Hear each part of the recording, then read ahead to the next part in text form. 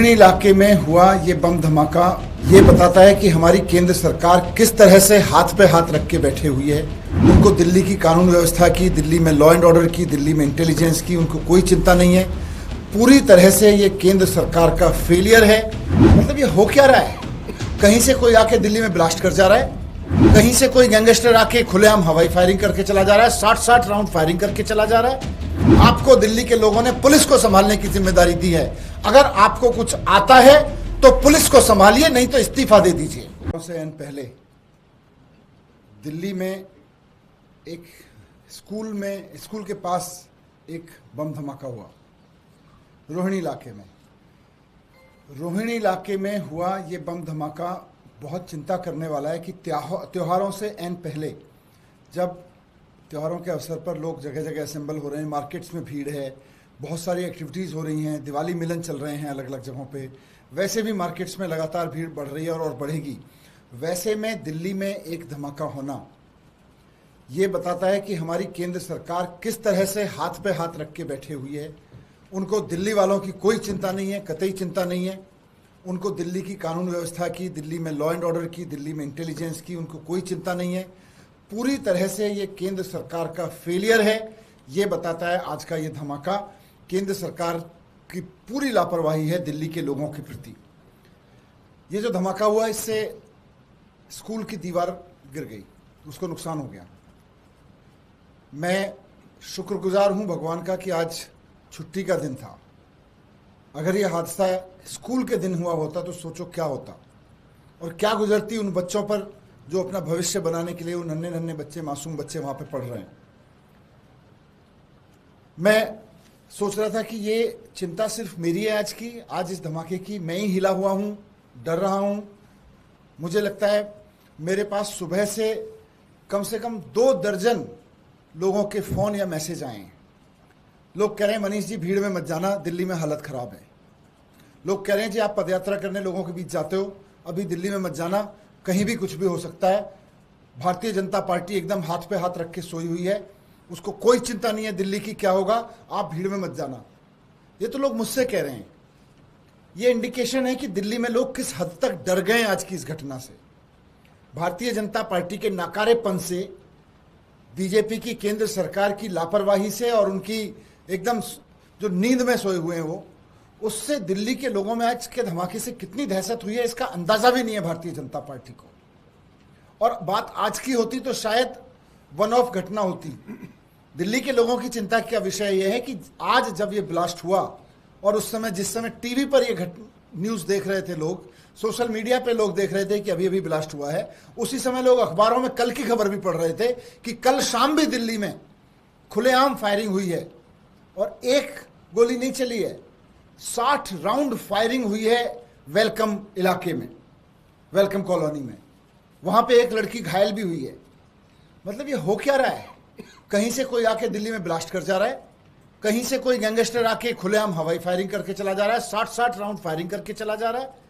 किसी गैंगस्टर को कोई डर नहीं है, किसी बम प्लांट करने वालों को कोई डर नहीं है। ये हो क्या रहा है दिल्ली में? और ये आज और कल की घटनाएं होती तो भी बड़ी चीज थी कि चलो ठीक है, वन ऑफ इंसिडेंट है, लॉ एंड ऑर्डर की कोई चूक हुई हो सकती है, कोई एक चूक मान सकते हैं। लेकिन पिछले कुछ दिनों की अगर घटनाओं को देखें तो जिस तरह से दिल्ली में एक के बाद एक गैंगस्टर्स का आतंक हुआ है, रंगदारी वसूली के, बड़े बड़े व्यापारियों से वसूली के जिस तरह से धमकियां दी गई हैं, लोगों के शोरूम के सामने, लोगों की दुकानों के सामने जिस तरह से फायरिंग हुई है, वो सिर्फ कल की घटना नहीं है। वो दिल्ली में लगभग रोज हो रहा है कि किसी इलाके में किसी दुकानदार को धमकी दी जा रही है, उसकी दुकान के सामने फायरिंग की जा रही है। रोज ये घटना घट रही है दिल्ली में। अभी थोड़े दिन पहले मीडिया में ही हाईलाइट हुआ था किस तरह से नारायण विहार में एक बड़े गैंगस्टर ने खुलेआम धमकी देके एक कार शोरूम के मालिक से पैसे मांगे।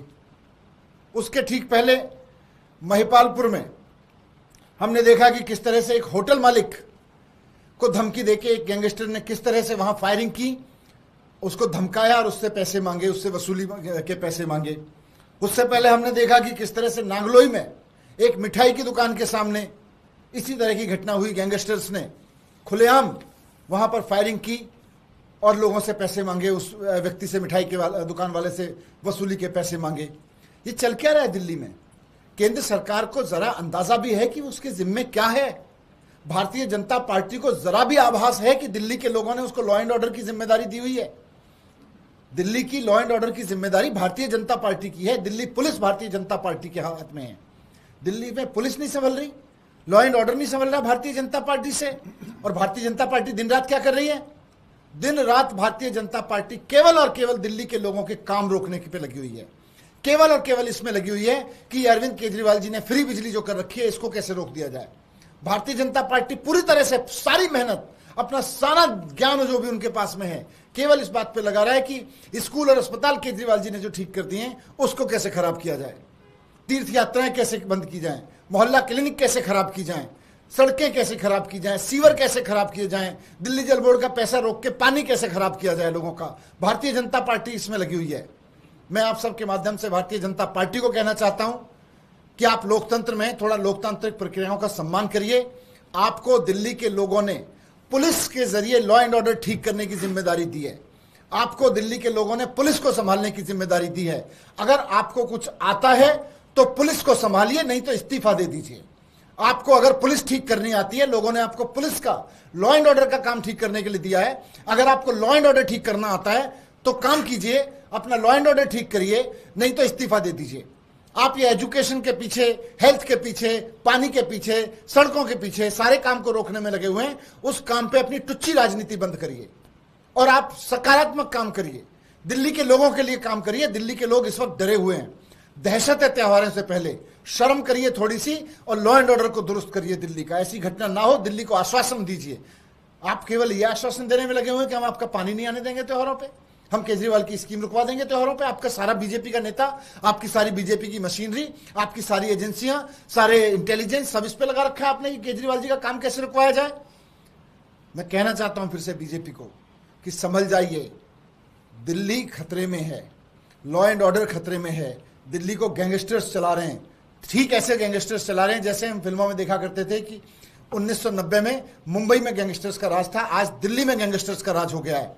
अगर थोड़ी भी कहीं किसी कोने में शर्म बाकी है तो दिल्ली के लॉ एंड ऑर्डर पे काम करिए, दिल्ली के लॉ एंड ऑर्डर को ठीक करने पे काम कीजिए। और मैं एक बात यहां दिल्ली के लोगों से भी कहना चाहता हूं कि आपने भारतीय जनता पार्टी को लॉ एंड ऑर्डर, पुलिस का काम दे के देख लिया।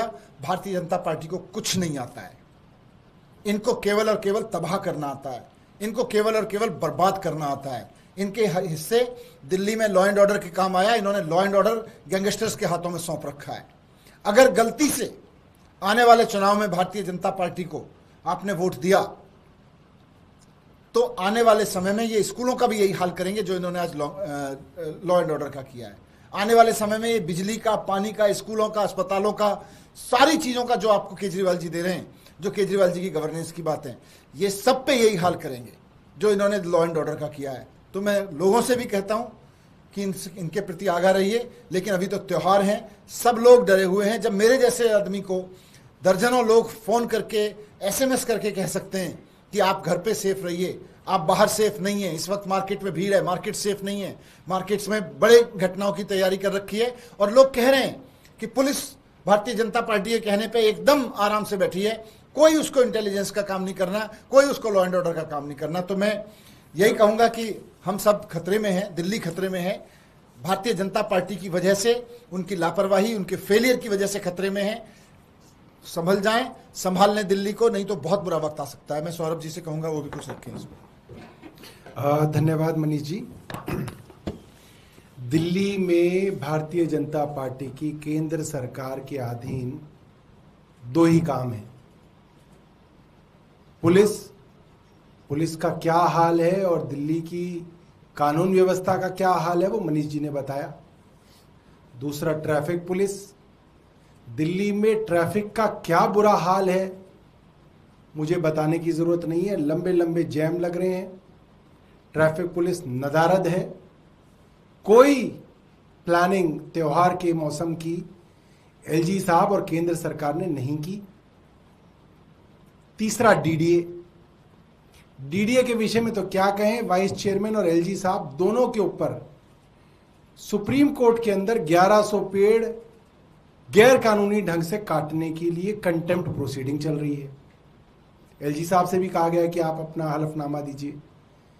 तो केंद्र सरकार और उनके नुमाइंदे दिल्ली के एलजी पूरी तरीके से अपने दिए हुए कामों में फेल हैं। अपनी रिपोर्ट कार्ड में भारतीय जनता पार्टी की केंद्र सरकार फेल है।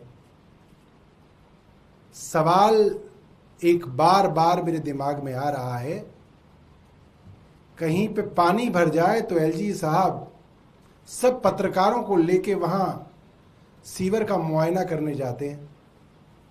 कहीं सड़क खराब हो जाए तो आप सबको लेके उस सड़क का मुआयना करने जाते हैं।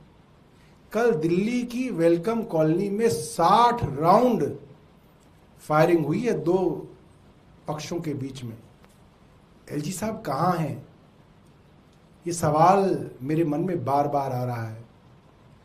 आज दिल्ली में बॉम्ब ब्लास्ट हो गया, एलजी साहब कहाँ हैं? मेरी जानकारी में एलजी साहब दिल्ली में नहीं हैं। कुछ दिनों पहले भी वे विदेश यात्रा पे गए थे। क्यों ये बात चुनी हुई सरकार और मीडिया से छिपाई गई, मुझे नहीं मालूम। पिछले कई दिनों से एलजी साहब गोवा में हैं।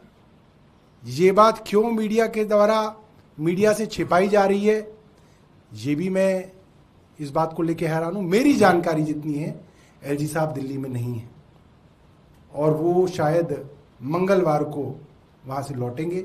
मेरी उनसे दरख्वास्त है कि आपकी जिम्मेदारियां हैं, आपकी संवैधानिक जिम्मेदारियां हैं, आप यहां पे आएं, उन जगहों का मुआयना करें और रोज एक थाने का निरीक्षण एलजी साहब शाम को करें ताकि दिल्ली के अंदर कानून व्यवस्था थोड़ी बेहतर हो सके। धन्यवाद।